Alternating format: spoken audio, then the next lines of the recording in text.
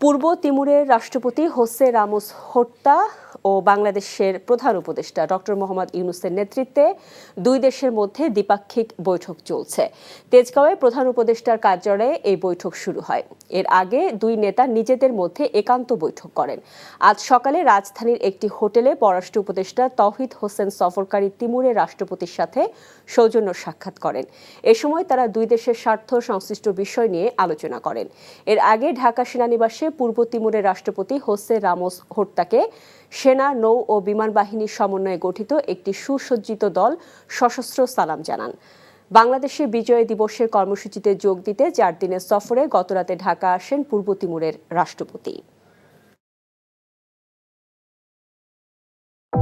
ভালোবাসার প্রথম শর্ত বিশ্বাস, যেটা আমার প্রতি কখনোই তোমার ছিল না। আমি তোমাকে বিয়ে করতে চেয়েছিলাম। চেয়েছিলে আমার ইচ্ছেগুলোকে গলা টিপে হত্যা করার পর। নিলয়ের হঠাৎ এমন চেঞ্জ আমার ভালো লাগছে না। তোমার নিলয়কে নিয়ে টেনশন করতে হবে না। আমি ভুল মানুষকে ভালোবেসেছি। আপনি ডাক্তার? জি। কিসের ডাক্তার আপনি?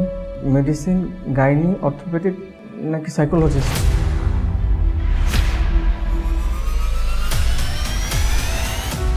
ভাইয়া খুব ইন্ট্রোভার্ট। ভাইয়াকে নেশার জগৎ থেকে ফিরিয়ে আনতে হবে। আমার মনে হয় কি তোমার রেগুলার অফিসে বসা উচিত। সব তোকে সামলাতে হবে। এরকম কেস না দিন দিন বেড়েই চলেছে।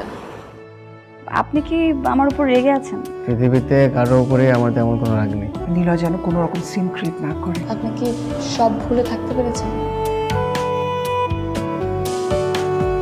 প্রেম এবং ভালোবাসা খুব পবিত্র, সস্তা কোনো কিছু না।